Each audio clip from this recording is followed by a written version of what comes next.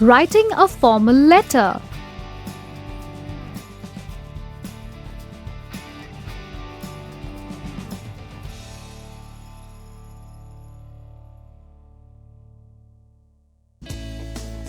At the end of this lesson, you will be able to learn the meaning and format of a formal letter. Write a formal letter using the given points. Write the name and address on the envelope. Fleck, look what I have here. 3 tickets for the new Action King movie for you, your father and I. Oh, that's great, Mother. What's wrong, Fleck? You wanted to see this movie ever since it released, haven't you? The remote-controlled car you bought me is not working. I played with it all day yesterday, and when I tried it this morning, it just wouldn't run. Oh, maybe the batteries have died, Fleck. I replaced the batteries. I read the instruction manual too. I tried everything, but it still isn't working. I know what you can do, Fleck. Why don't we send a formal letter to the shop owner writing about this car? Maybe they can help us fix it. I have the owner's business card. That sounds like a good idea. But I don't know how to write a formal letter. I'll help you, dear. Now hurry up and get a notebook and a pen.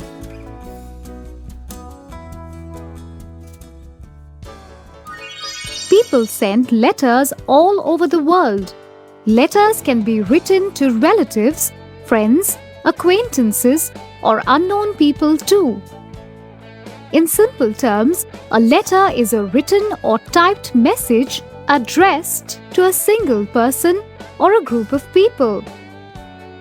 In earlier days, letters used to be one of the primary means of communication between people who lived far away from each other. Although, in recent times, communication has become much easier with the help of phones, computers, and faster travel options, it is important to learn the art of letter writing. Letters can be classified into many kinds on the basis of their purpose. Letters can be friendly or formal. A personal or friendly letter is usually addressed to family members, relatives, friends, or people we know personally. It is also known as an informal letter. A personal letter is usually written in an easy and friendly manner. Take a look at the sample of a personal letter. Now, let's learn more about a formal letter. A formal or business letter is usually addressed to people we don't know very well, people we haven't met, or people who are in authority. A formal letter is usually written to give information, express a concern, make a request, or complain. It uses a polite and more formal style than a personal letter. Take a look at the sample of a formal letter. Every letter, be it personal or formal, follows a particular format. Let's look at the most essential parts of a letter. The heading comprises the address and date, the salutation or greeting, the message or body, the subscription or closing, and the signature. The content of these parts may differ between a personal letter and a formal letter. Let's learn more about these parts as used in a formal letter. Every letter starts with a heading. The heading in a formal letter is usually written in the upper right-hand corner of the page. It contains the address of the sender and the date on which the sender is writing the letter. The address can extend to 2 or more lines. The date can be written in full or only using numbers such as December 1, 2011 or 1st December 2011 or 1/12/2011. Do not use a full stop or comma at the end of the address and date. Let's look at some examples of headings. In these examples, we can see that the date can be written either in full or only using numbers. The salutation or greeting is written in the left-hand side after leaving a few lines below the heading. It usually begins with the word "Dear" followed by the name of the receiver or the person being written to. A comma is used after the greeting. The form of greeting depends upon the type of letter and the receiver of the letter. Personal letters may be written to friends or relatives. In personal letters, the form of greeting can be "Dear Zizi," "Dear Mummy," or "Dear Aunt Rima." In case of formal letters, since we do not know the receiver personally, the form of greeting will be "Dear" followed by the title and the name of the person. For example, "Dear Mrs. Routh." However, if the name of the person is not known, then the greeting can be written as "Dear Sir," "Dear Madam," or "To whom it may concern." The body or message of the letter comes in the next line after the salutation. The body contains the introduction, the purpose, and more details of the message the writer wishes to send. It can be divided into paragraphs when a lot of information needs to be conveyed. The first word begins with a capital letter and is written away from the margin and below the name of the receiver in the salutation. The subscription or closing is written after the body. The subscription contains the closing phrase to indicate a polite way of ending the letter. It is written at the lower right-hand side of the page. The first word of the subscription begins with a capital letter. A comma is used after the closing. Let's look at some examples of subscriptions used in personal letters and formal letters. For a personal letter, closings like "Yours lovingly," "With love," "Your friend," and so on are used.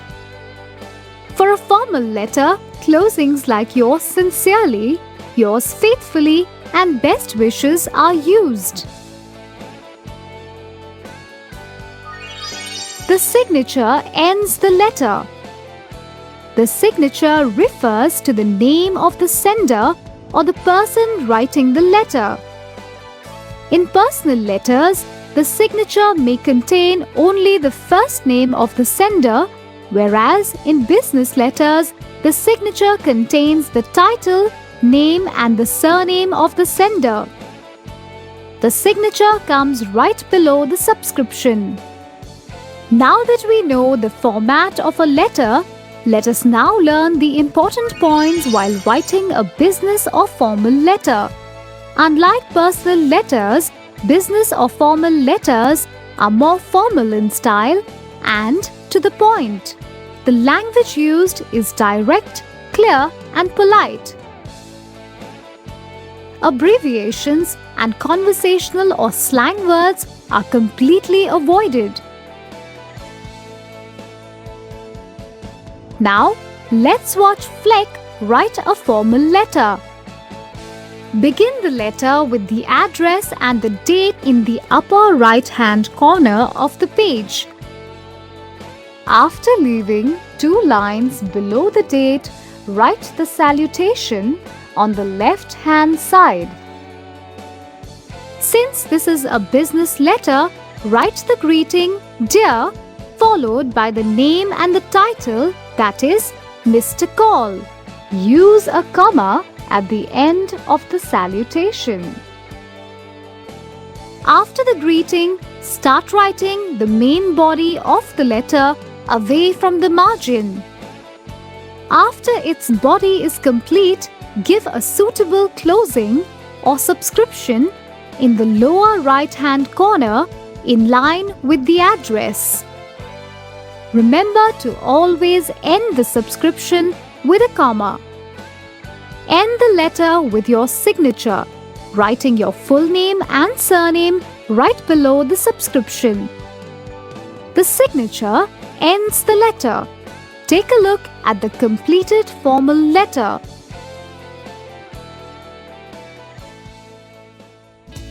Well done, Fleck. Your letter is now ready to be posted.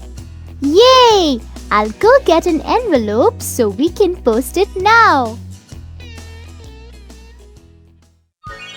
After we have finished writing a letter, it needs to be sent. A letter can be sent to the receiver either by hand or it can be mailed or posted. When we post a letter, we cannot mail it just as an open piece of paper. It needs to be sent in an envelope. An envelope is a flat paper covering for a letter.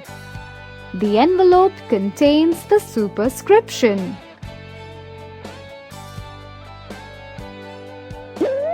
Before a letter is posted in an envelope, the envelope must be addressed. On the envelope, write the name and address of the receiver in the center. Write the name and the title on the first line, followed by the address. This way, the postman can send the letter to the right person. Similarly, write the name and address of the sender in the lower left-hand corner of the envelope. This way, if the address is wrong or the letter is lost or sent to the incorrect address, it can be returned to the sender. Finally, a stamp is put in the upper right-hand corner of the envelope. The stamp is a way of paying for sending the letter to another place, city, state, or country. A hand-delivered letter does not need a stamp. When filling an envelope, remember to use clear and neat handwriting while writing the name and address so that it is clearly legible. Use capital letters, commas, and full stops wherever necessary. Include the PIN code in the address. Also, don't forget to seal the envelope before posting it. I'm ready to post the letter, Mother. That's good. And it's time to leave for the movie too. Yay! Let's go to the post office on the way to the cinema. We'll send it by express mail. I want to get a reply super fast so I can start playing with my car again. Okay, Fleck, let's go. Before we go to the cinema, let's quickly take a look at all the points we have learned in the lesson on writing a formal letter. A letter is a written or typed message addressed to a single person or a group of people. Letters can be classified into many kinds on the basis of their purpose. Letters can be friendly or formal. A personal or friendly letter is usually addressed to family members, relatives, friends, or people we know personally. A formal or business letter is usually addressed to people we don't know very well, people we haven't met, or people who are in authority. It is usually written to give information, express a concern, make a request, or complain.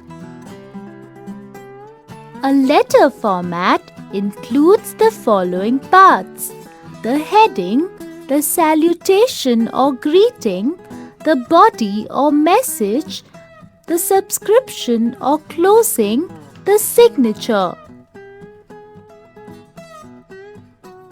The formal letter starts with the heading.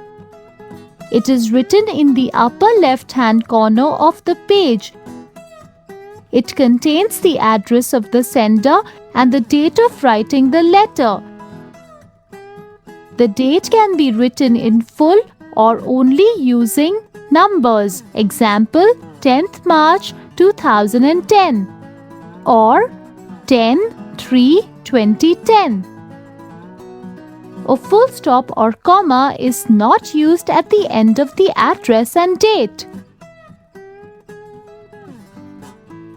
The salutation or greeting is written in the left-hand side after leaving a few lines below the heading. It usually begins with the word "Dear" followed by the name of the receiver or the person being written to. The form of greeting depends upon the type and receiver of the letter. The salutation always ends with a comma.